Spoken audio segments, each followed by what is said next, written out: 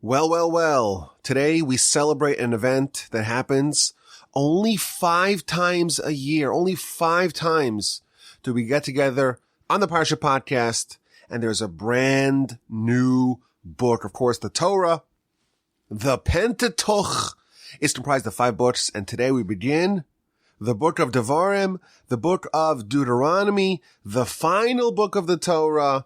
This is the stretch run of the 6th year of the Parsha podcast with the help of the Almighty. What an amazing day.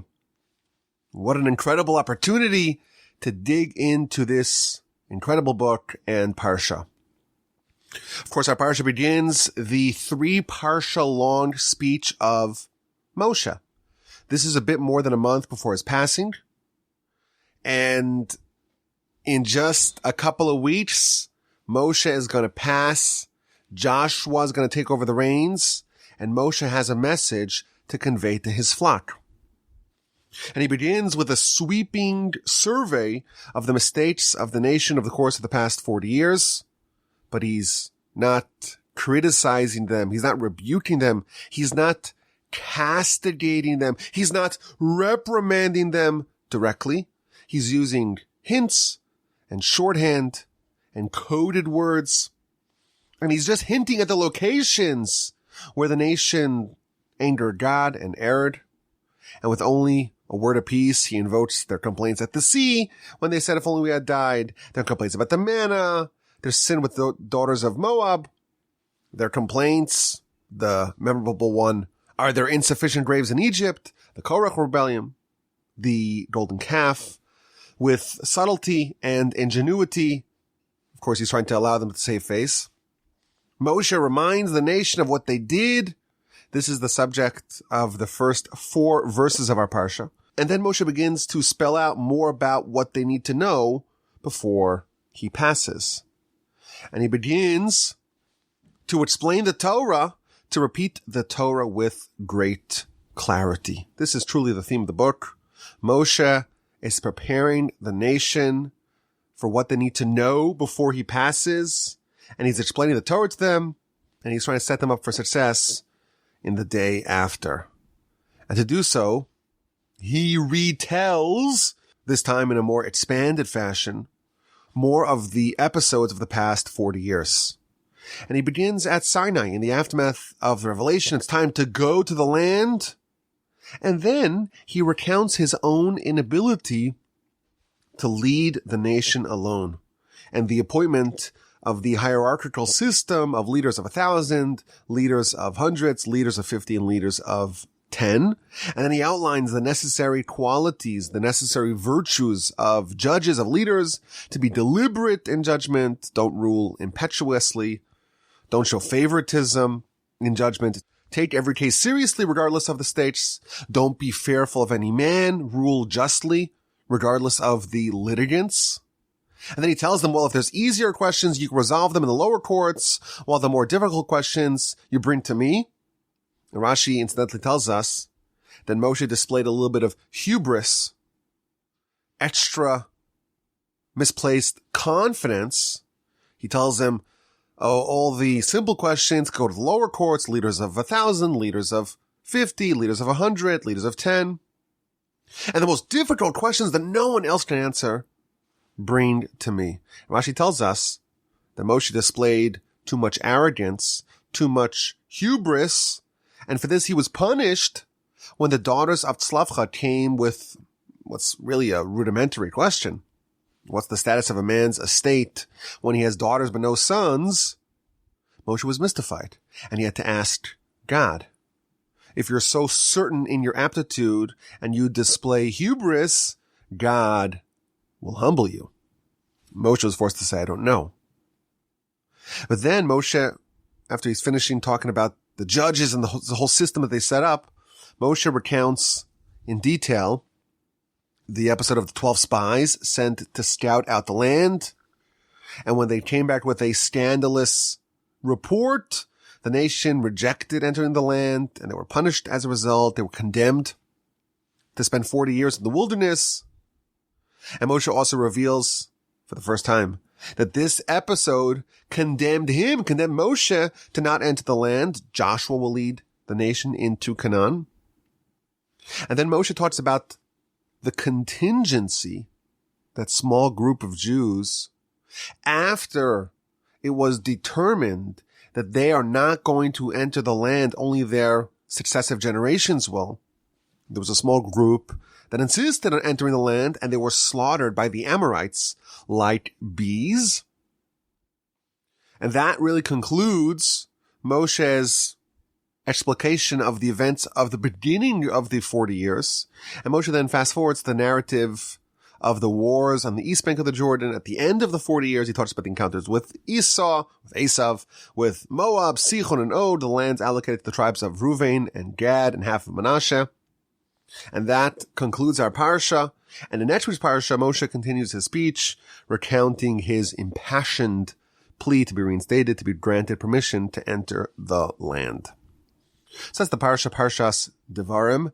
And I will confess, every year, of all the 54 parshios, 54 Torah sections that we read each week, the parsha that I struggle with the most is Parshas Devarim. Of course, anyone who reads the parsha could tell that it's a very different vibe than the previous parts of the parsha. This is Moshe's speech before he dies, and it's really the words of Moshe that were later canonized in the Torah. And it seems really hard to figure out what's going on. What's the message? What's even the subject matter of the parsha? If you were to ask me what's the theme of the parsha, Moshe's talking about all kinds of things that don't seem to be connected. Of course, he's generally preparing them, trying to set up the nation for success for the day after. But it's really interesting and mysterious what Moshe chooses to highlight and what he ignores, what he dwells upon, what he mentions in passing, and what he omits. Obviously, it makes sense to everyone that if Moshe is going to pass and he wants to give a message, he's going to give a retrospective of the past, and he's also going to look forward to the future. But how he segues from topic to topic, what's the connective tissue between these adjacent subjects, it seems like a great mystery. Of course, the first few verses is Moshe's veiled rebuke. I think it's a very nice lesson for all of us. How to give criticism, how to rebuke when it's necessary, when to rebuke. Moshe waited to the end of the 40 years, rebuking gently so the soft words will land, will be accepted. Rebuking, but allowing the recipient to save face. Of course, Moshe promises to clarify the Torah. And then right away he starts talking about one subject at length. When Moshe felt that he couldn't be the sole leader, he couldn't bear the people alone, he had to ask for help. And there's this appointment of other judges, leaders of 1,000, leaders of 100, leaders of 50, leaders of 10. And then he goes to talk about a completely different subject, ostensibly, the sin of the spies. And these are both subjects that are well treated in the Torah. But what is the overarching message of the Parsha? What is the theme of the Parsha? What's the takeaway for us? So perhaps we can suggest the following approach to understanding our Parsha, or at least the opening chapter of our Parsha. What is the message that Moshe is trying to convey? And I think once we identify the larger picture, we can zoom in and see the details of Moshe's masterpiece. If you think about it, there's a scary subtext of our Parsha, really of the whole book. Moshe is about to pass. The greatest leader in the history of mankind is about to leave his people. The leadership of the nation, after Moshe passes, will be in lesser hands. Now, it's quite possible that had Moshe not existed, Joshua would be heralded as the greatest leader of all time, because Joshua, in fact, was Moshe's apprentice. And if Moshe was like the sun, Joshua was like the moon. But still, Moshe is going to die. The man who orchestrated all the amazing miracles From the Exodus, the 10 plagues, he brought water forth from a rock twice. He brought us manna from heaven, the splitting of the sea, the revelation at Sinai. He taught us the Torah for 40 years. He was in constant communication with the Almighty. When we blundered and were deserving of complete destruction, he prayed for us. He lobbied God to forgive us. What a boon to have such a leader. And we're losing him. What's going to be with this nation? We're the rudderless ship. We are doomed. How will we endure? How will the nation survive? Now, of course, any people, any nation that loses a great leader, this is a problem they have to face. But there's a particular and unique problem in this instance. Because we're not just any nation. We're this kingdom of priests and a holy nation. We're the representatives, the emissaries of God in this world. And the Almighty gave us his Torah with a mission to use the Torah to perfect ourselves and to fix all of mankind. That's it. It's a simple mission. All you need to do is to transform yourselves into angels and fix all of mankind and usher in a period of prosperity and ubiquitous knowledge of God. That's it. That's all you need to do as a nation. And of course, this is our mission, and we cannot shake ourselves free of this mission. And the only way that that mission endures is if we maintain the Torah. And thus, the continuity of our people, and really the viability of humanity, hinges upon this one small nation maintaining its fidelity to Torah and preserving and perpetuating Torah to perfection. And when Moshe was around, well, he had a direct connection to God. He was the only prophet who was able to summon prophecy. Every other prophet would get ready and hope that the Almighty would choose to appear to them. Moshe was able to summon prophecy with God. And Moshe is also the only one whose prophecy conveys Torah. Once Moshe passes, Joshua does not have the same rights that Moshe had to ask God to clarify matters of Torah. In the aforementioned case with the daughters of Slavchad, it was a Torah dilemma, and Moshe was able to ask God. Once Moshe passes, Joshua will not have that same right. And that's why Moshe begins the book. I'm going to clarify Torah for you with scintillating clarity, because once I'm gone, that's it. You no longer have the opportunity to request divine clarification. It's going to be in the hands of whoever's left after Moshe. They're responsible to perpetuate Torah.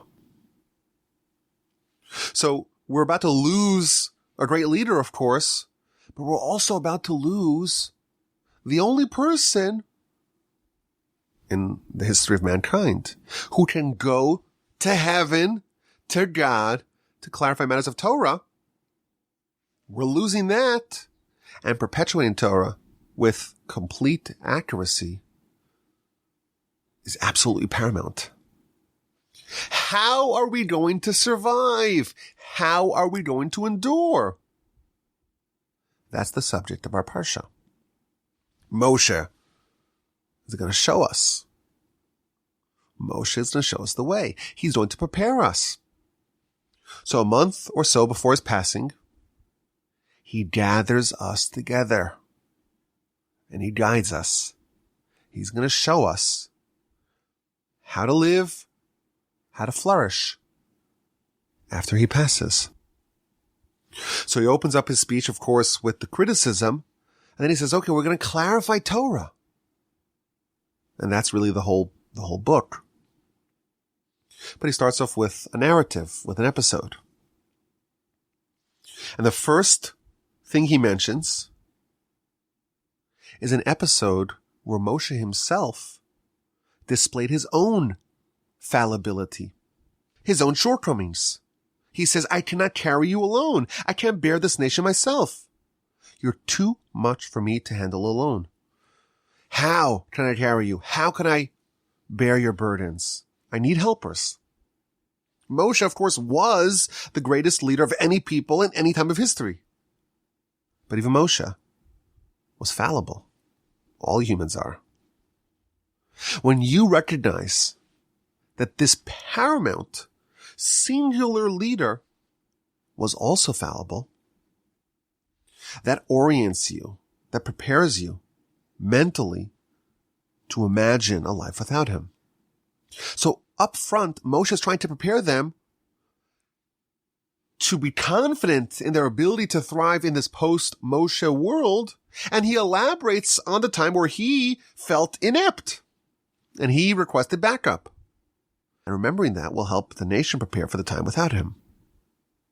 Moshe is set to hand over the reins to Joshua. If you think about it, you don't want to follow the legend. You don't want to follow someone who is category defining. There are no greater shoes to fill than following up Moshe. The nation, perhaps Joshua himself. They may have been secretly dubious about Joshua's ability to carry this burden, to execute this role. So from the very beginning, Moshe says, well, I wasn't invincible either. I too had to appoint underlings and lieutenants. Joshua and the other leaders, they will uphold the fort. It's also noteworthy that Moshe mentions something that redounds to his personal detriment.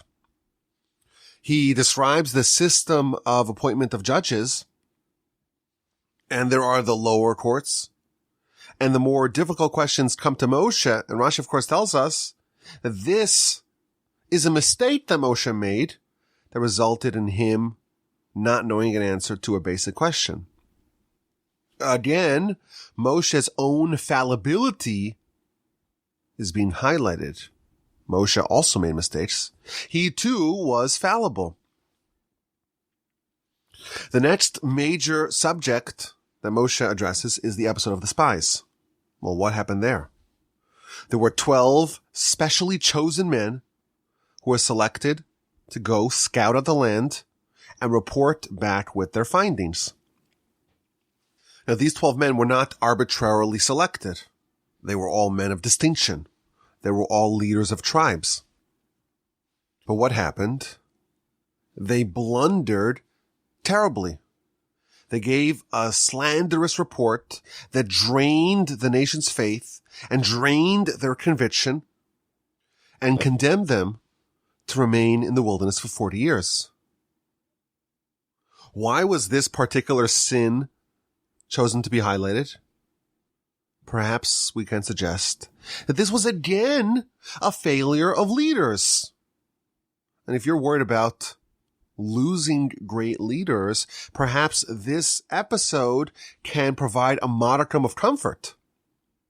The nation is dreading the loss of Moshe, and Moshe comforts them by demonstrating that the leadership hitherto was not mistake-free. Moshe was fallible. The 12 spies, leaders of men, made mistakes.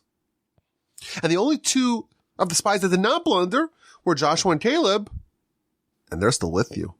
They're still there at the helm of the nation.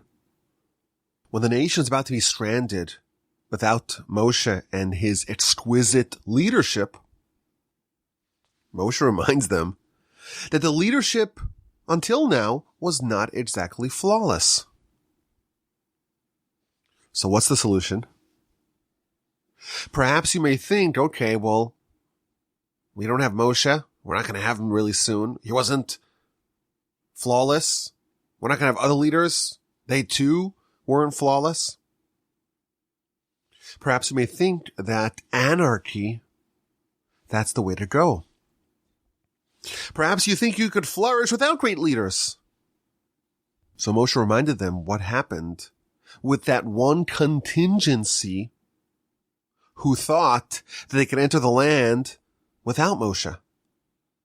That is what the defiant travelers tried. They said, okay, we're going to enter the land on our own. And they were slaughtered by the Amorites who swooped upon them like bees. Anarchy, going on your own, ignoring the leaders, well, that's not the way. Accepting that humans are fallible and learning the principles for dealing with fallibility, with the potential for human error, that's the way to go. Moshe had a direct link to God. Any question that he had, he could summon a prophecy and ask God. Josh was also a prophet. He's like the moon to Moshe's sun. When we're not going to have Moshe with us, we're losing not only the greatest leader, but the one who has that direct link to God. We can't rely on Moshe to clarify matters of Torah for us. Now we're on our own. Joshua will not be able to summon an audience with God to clarify matters of Torah. And therefore, it's imperative to know how to deal with a situation where the custodians of Torah are not only fallible, but we don't have the correcting mechanisms of direct clarification of Torah matters. I think if we look into our Parsha a little bit more deeply, it seems like our Parsha is a masterclass in dealing with human fallibility. Multiple times in our Parsha, we see a similar theme. And that is to not be over-reliant on your own aptitude and your own genius, to be aware of the potential of making a mistake, and being circumspect as a result. Rashi tells us, this is in verse 16, that part of what Moshe told the nation when giving over the criteria for being a good judge is to be deliberate in judgment. If you have a case that comes before you, and it came once and twice and three times, and it's the same case, don't say, well, I know the law here. I'm not going to delve into the details of this case. I'm going to make a snap judgment. Don't do that. Instead, every case, be deliberate. Every case, consider the questions relevant to that case. Be deliberate. Don't rely on your memory. Don't rely on your capacity to evaluate and to size up a case in an instant. Remember your fallibility and account for it by setting up safeguards to make sure you don't make mistakes. The first rule of navigating your fallibility is remembering that you're not invincible. You are prone to mistakes, and don't lose your vigilance. If you think about it, the whole system of judges, it's all based upon layers of safety measures to avoid mistakes. You have a question, you go to your local leader, your leader of 10, the small little cohort that you're part of. And if they know, and they can prove the answer, then great. If not, it moves up the chain. There is fallibility And one of the ways we avoid making blunders is to have a lot of eyes on every issue. And the more people see it, the less likely that an egregious mistake will fall into the system.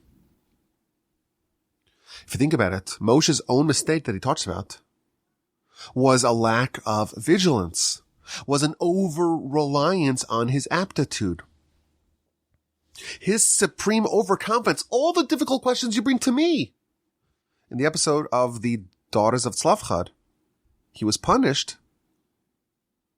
But he's highlighting not just the fact that he made a mistake, but the nature of his mistake is quite informative because it shows us what to avoid. Don't be so confident. Don't forget your fallibility. In the episode of the spies, Rashi tells us something very interesting. Even though this episode was addressed at length in the Book of Numbers, in Parshas Shlach, Rashi reveals another element to this story. If you think about it, well, it makes sense. We're gonna go invade a nation, a country.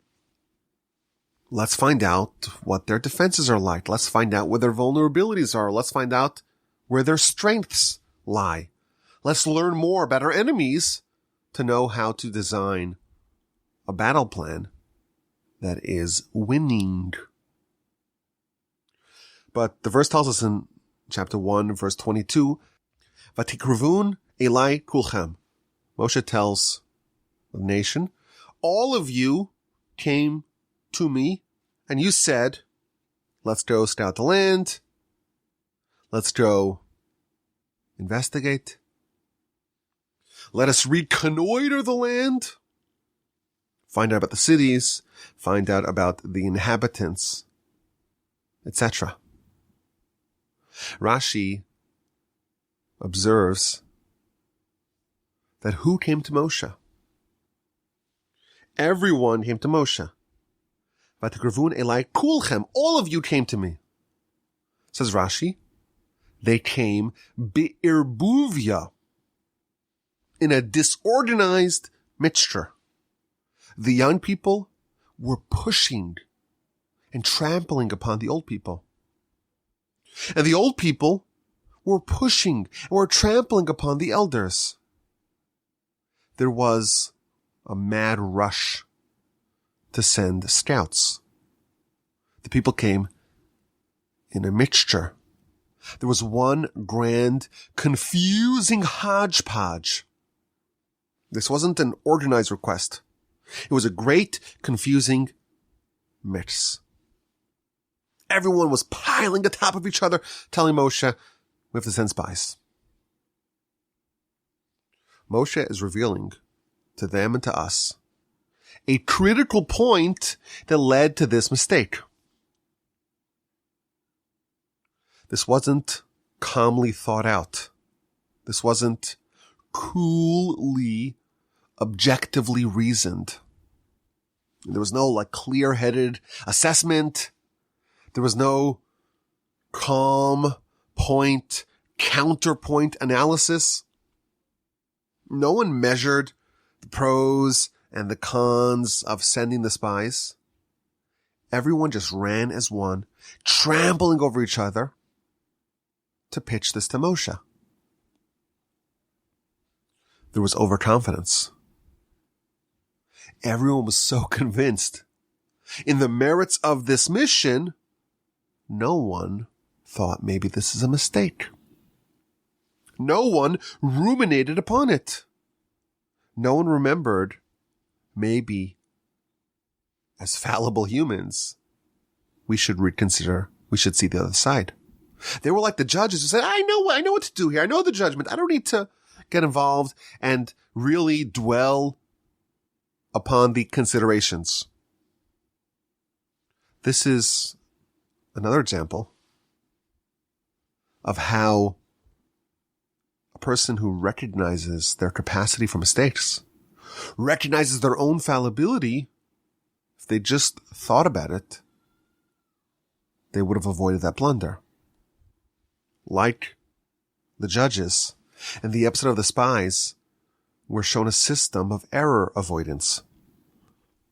Thinking twice before action, organizing your thoughts, hearing both sides, being aware that your knee-jerk reaction may be flawed. When you are aware of your own fallibility and you proceed with caution, knowing that you are prone to make mistakes, well, that's a system in which you're less likely to make said mistake. Even Moshe, at the beginning of the Parsha, he rebuked the nation. He needed to rebuke, but he waited until the time was right. And he did it gently. His criticism was non-accusatory. He was barely hinting at criticism. He wasn't coming with a full frontal attack. And he waited until after he had smitten their enemies so that they knew that he had their best interests at heart. His words were measured. He was very careful how he managed the nation. And then he gives advice to the judges. Be deliberate in judgment. Otherwise, you can arrive at the wrong or even the opposite conclusion. Speak carefully. Speak deliberately. Contemplate what you're going to do before you do it. Always be cognizant of the possibility of a decision being corrupted. This is the secret that Moshe tried to convey. How do you survive? How do you thrive without Moshe? The first thing is you have to be aware of your fallibility and design a system in which you can flourish, notwithstanding that. If we examine our history, it worked. The very first Mishnah in the book of Pirkei Avos, Ethics, Chapters of Our Fathers, it talks about the transmission of the Torah. How the Torah was perpetuated from generation to generation, starting with Moshe at Sinai. Moshe received the Torah from Sinai, and he transmitted it to Joshua, and Joshua to the elders, and the elders to the prophets. And the prophets, they transmission the Torah to the men of the great assembly. That is how the book opens. We have Torah today, and we claim that this Torah that we have today is the same Torah that Moshe received at Sinai. And in the opening words of Pirkei Avos, of the book of Mishnah, Ethics of Our Fathers, it talks about, 1,000 years of that chain. And then it tells us that the men of the great assembly taught three things. There were three aphorisms that they were fond of saying. Number 1, be deliberate in judgment. Number 2, establish many students. Number 3, make a protective fence around Torah. And if you read this Mishnah, it seems like the two parts of the Mishnah are unrelated. This is a tale of two teachings.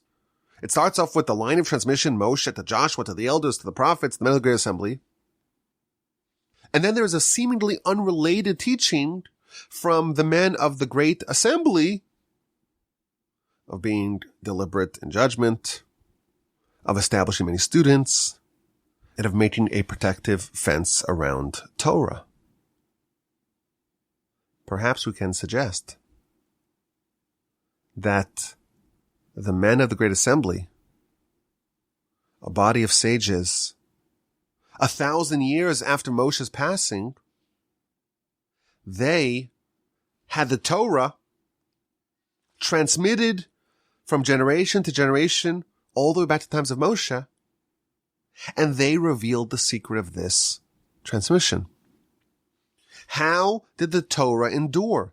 How did it perpetuate from Moshe to Joshua to the elders to the prophets, generation to generation, decades over decades, centuries over centuries, in good times and in bad times, in Israel, in the diaspora? How did we endure with weaker leadership, at least relative to Moshe? How did we thrive, notwithstanding our fallibility? How indeed did Torah endure after Moshe's passing? The men of the great assembly revealed the answer. 3 things. We were deliberate in judgment. We didn't make snap decisions. We understood that there's the capacity for error, and we took that into account and always dwelled upon our decisions before rendering them. And we had many students. There were many eyes in every problem. The Talmud tells us, incidentally, that students sharpen their teachers more than teachers teach their students. With a multiplicity of students, more eyes in every problem, there are less blunders that can slip through the cracks. And finally, you make protective fences. Always be aware that mistakes can happen. Always be cognizant of human fallibility. And therefore, there's this consistent continuum in this Mishnah. It starts off with the transmission, Moshe passed. And then there's Joshua. And then there's the whole series of elders and prophets, generation to generation. And in each generation, there is a downgrade. Every generation's leaders are of a lower spiritual acuity than the preceding generation. How do you thrive? Be deliberate. Otherwise, you'll err. Have many students. Make sure that everything that you posit, a lot of people can evaluate it to see if it's true, to see if it is logical.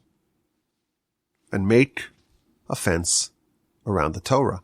Maybe in older times, you didn't need as many fences, but now it's needed.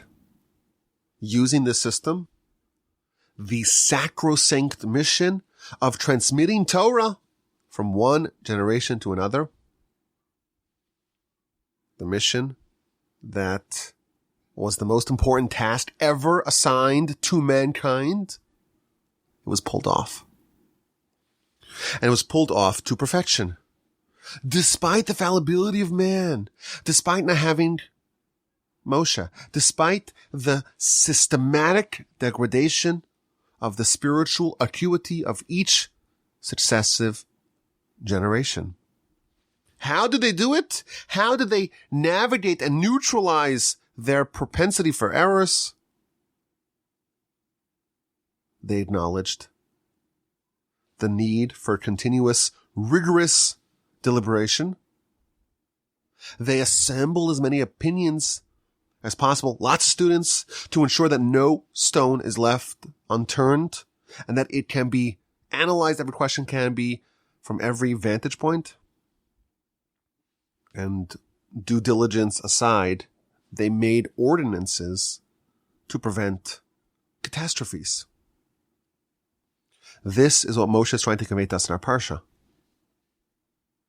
Yes, the thought of enduring, of continuing without Moshe can be terrifying, can be intimidating. But there's a way to do it.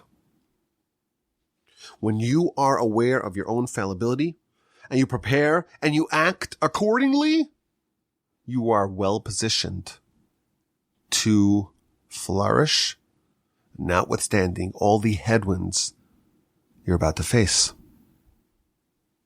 I think this model is applicable to many endeavors. Of course, we're not judges, but we all have to make decisions, and we're all fallible. In our Parsha, we're taught how to deal with our fallibility. There's one way of doing it. You make quick decisions, snap decisions, knee-jerk decisions, allowing your first instinct to show the way. We have a tradition that if you're ever so convinced to one of two options, and you're super overeager, you feel this push, this desire to do that, it's usually a sign, tradition tells us, that that position, that side of the fork in the road, is the option that's preferred by the Yetzer Hara. Your first instinct is quite likely to be wrong. But there's a second system. And that second system operates by slow, deliberate, careful analysis, where all sides are examined, decisions are put off until there's more clarity, having a lot of people offer their input, being measured, realizing your own shortcomings. And if we recognize that, if we are aware of our own fallibility and we plan accordingly, we can and will flourish and triumph. Okay, let's get to this week's exquisite insight. This is truly an exquisite one. If you agree, send me an email, rabbiwalby@gmail.com. I finally caught up with all the emails that I had backlogged going back to my trip to Israel. So it's an empty inbox. Flood it with your emails, rabbiwalby@gmail.com. There is a very unique verse in verse 12 of our parsha. Eicha esa levadi torchachem umasachem v'rivchem. Moshe tells the nation, how can I carry your contentiousness, your burdens, and your quarrels? Now, if you pay attention in shul this week, you'll notice that the tradition is to read this sentence with the mournful tune of Lamentations. Of course, the week of Devarim of our Parsha always coincides with Tisha B'Av. And the first word of the Book of Lamentations that we read on Tisha B'Av is the word Eicha. And it's the same word that Moshe uses over here. Eicha, how can I carry your contentiousness, your burdens, your quarrels? The Midrash, in fact, tells us there are only three people who used the term Eicha. Moshe, here in our Parsha, Isaiah, and Jeremiah. Like I said, Jeremiah, the author of the Book of Lamentations, the Book of Eicha. This is the opening word of the book. And Moshe, here in our Parsha, is lamenting, how can I carry your burdens, your quarrels? But if you look at Rashi, Rashi says something very interesting. What does it mean, your burdens? What is Moshe referring to when he says, how can I bear your burdens? So Rashi says something really surprising. Rashi says this reveals to us that the Jews were heretics. They were apitorsim. And Moshe is saying, how can I bear your burden? How can I bear your heresy? And he gives an example. If Moshe left his house early in the morning, they said, well, why is Moshe leaving so early? Maybe things aren't so rosy in his house. And if he's leaving late, they would say, why is Moshe leaving late? Maybe he's plotting evil plots against us. And that is what is referred to here with the heresy of the Jewish people. And if you read this Rashi, it raises an obvious question. Why is that heresy? Maybe they were ingrates, they didn't appreciate Moshe, but why is this an example of heresy? But regardless, there's an astonishing point here being conveyed by Rashi. Moshe says, how can I bear your burden? And what is the definition of a burden? Rashi tells us it's heresy. Heresy is a burden. We tend to think the opposite. Faith is a burden. If you believe in God, there's this God in heaven who's watching you, and everything you have to do, everything you're doing is monitored, is overseen. You have to make sure that you're conforming, you're complying with God. You can make an argument that faith is a burden. But here Rashi reveals to us, actually, no, it's heresy. That's the burden. And the great Rabbi Nachman used to say, if you don't believe in God, you have no one to rely upon. And all the burdens of the world are on your shoulders. And everything that comes up in your life, every problem that you encounter, is a burden on your shoulders. And you are crouching, you meaning the heretics. Heretics are crouching under the burden of all their problems.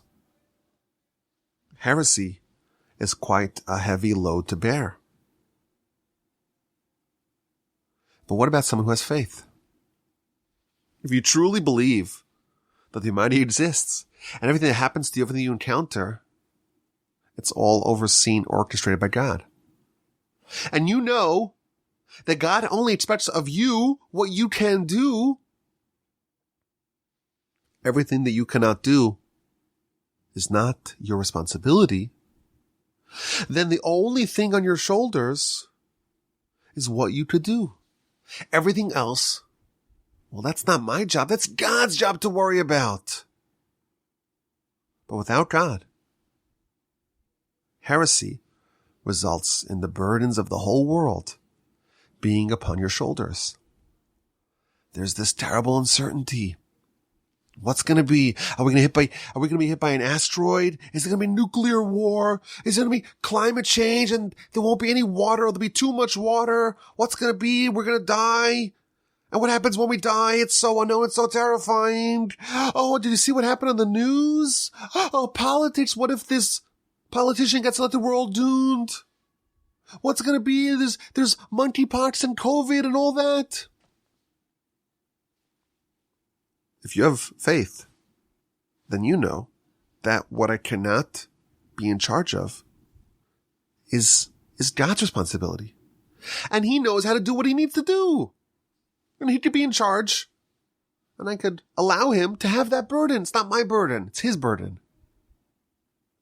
Thus, faith, Rashi reveals to us, is actually quite liberating. The burden is really on God. It's not my responsibility. Of course, if it's something that I do have a say in, that I can affect, well then, it is my burden. Maybe it doesn't feel like a burden, because after all, they might chose me for this mission. It's my mission. It's my calling. But there's no burden. What a beautiful idea here, courtesy of Rashi. Heresy is a burden. Faith is liberating. I thank you for listening. Are you as excited for this book, the Book of Deuteronomy, as I am? Send me an email, rabbi@gmail.com. Have an incredible day, a wonderful rest of your week, a restful, uplifting, invigorating Shabbos upcoming. Of course, this Shabbos is the 9th day of it's Tish B'Av. But of course, we don't fast on Shabbos. We don't show signs of mourning on Shabbos. The fast will be pushed off to Sunday. So starting with Saturday night, we're going to be fasting. We're going to be mourning in the event the temple's not rebuilt in time. We will dwell upon, we will mourn the destruction of the temples and the departure of God from our midst. And we hope that we will merit to see the reestablishment of the temple and the reinstitution of the Sanhedrin and the reestablishment of the Davidic monarchy, headed, of course, by Messiah. May we all merit to witness that day. Until next week, even if Messiah does come, we still have a Parsha podcast to do. I hope to get together once again in good health and in great spirits. And as always, my email address is rabbiwalby@gmail.com.